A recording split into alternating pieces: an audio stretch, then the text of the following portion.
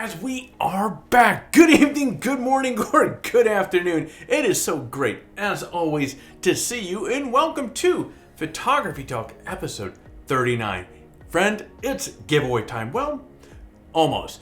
In today's episode, we're going to talk about photography headlines as usual, but I'm also going to announce the winners from our last giveaway. Plus, we're going to go over the collection of new prizes for our next giveaway, which starts today. But first, I want to say thank you to all of our subscribers and welcome you to the channel. And for those of you who are coming back, as always, my friend, it is so great to see you. Thank you. Now, if you're watching this and you haven't yet subscribed, I would encourage you to take a second to do so. By subscribing, you'll be notified each time that we post new videos, which happens quite frequently. Subscribing is one of the steps that you have to take in order to qualify for our monthly giveaways, so you don't want to miss out on the opportunity, or the possibility rather, of getting some badass new photography gear. All right, let's get to the biggest headlines from last week. Kicking things off, Canon releases the first EOS R5 firmware update. There were a lot of rumors that Canon would release a firmware update and that it might address the overheating issues of the R5. Well, unfortunately, the last firmware update released last week didn't exactly include that kind of a fix. There were a lot of minor updates in fixing random bugs and typos in the menu system and so forth. There was also a fix that made the video time display much more accurate. That video time display update was the most important because some R5 shooters discovered that it increased the time that they could record before getting that overheating warning from the camera itself. In fact, some of the testers were able to get 4 times more video out of the camera after the firmware update. Additionally, the update seems to make the cooling down period a little bit more effective. The result of this is the ability to shoot longer with shorter cooling down times, but only in certain circumstances. These gains appear when shooting short videos and only when you turn the camera off between each one. Now, I've been focusing on the testing of the image capabilities of the R5 so far, well, mostly. This past weekend I was in Joshua Tree shooting our next photography truck and adventure series. Now, before I took off, I did update my R5 with the latest firmware update. And one of the things that I noticed out there, see, when you see the Joshua Tree episode coming up here, 90% of all the video was shot on this camera right here. I point to the R5 right here. And the temperatures out there were well north of 100 degrees every single day. Matter of fact, in the evenings, it was in the 90s and 80s until about 9 p.m. at night.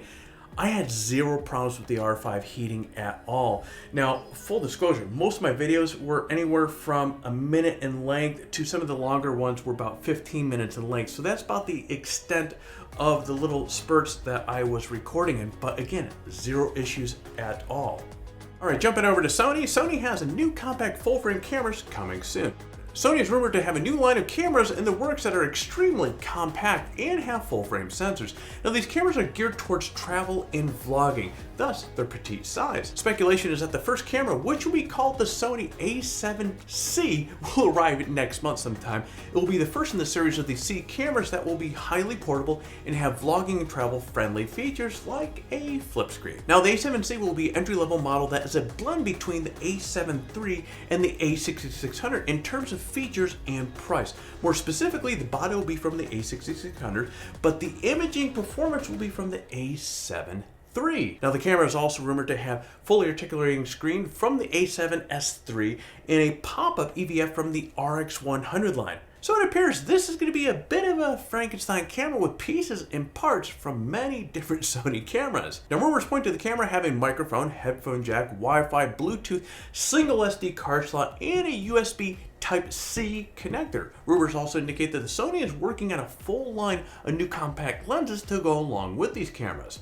Sources indicate that the price will be north of $2,000. So we'll see how these rumors pan out in the next month or so when the A7SC is officially introduced.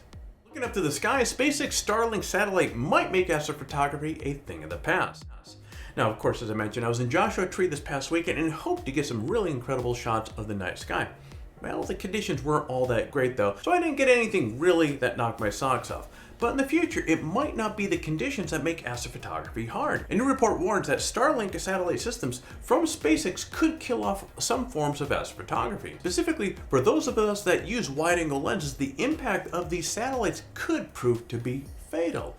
Now, to quote from the report, given an average of 2 satellite trails per square degree per 60 seconds, exposures near the horizon, as indicated by the simulations, we do not see how wide-field astrophotography can be performed to current standards with the projected density and brightness of the steady-state configurations of the Starlink 2 and OneWeb constellations. We rate the impact as fatal. Well, that's a big downer. Fortunately, there are some things that can be done to limit the impact of these satellites or wide-field astrophotography. These include things like fewer satellites, lower altitude satellites, and smaller satellites. Whatever the fix is, it will probably involve multiple courses of action in order to save astrophotography and science research of our solar system. And that's it for this week's news. Now let's get to the exciting reveal of who are the big winners from our last giveaway.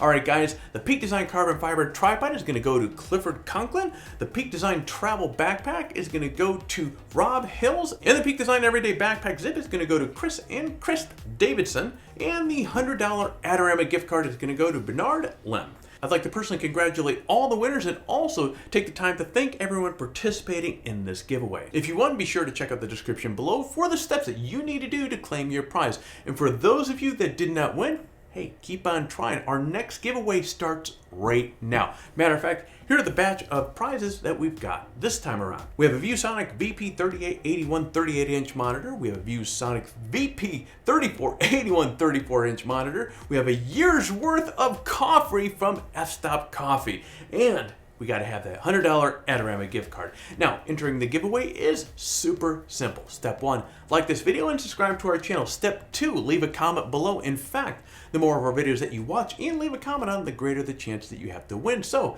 get watching some of our other videos and drop some comments. Step 3, register on PhotographyTalk and introduce yourself in the forum. Matter of fact, if you registered on the site and introduced yourself during one of the last giveaways, you're still eligible to win this time. But guys, as I keep saying every time, swing on by, say hello, tell us what's new in your photography. We'd love to see you.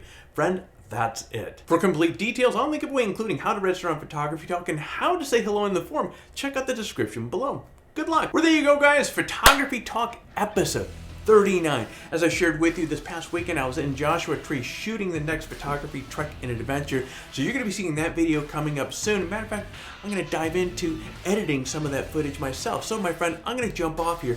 You get out there, stay healthy, and create your best shot.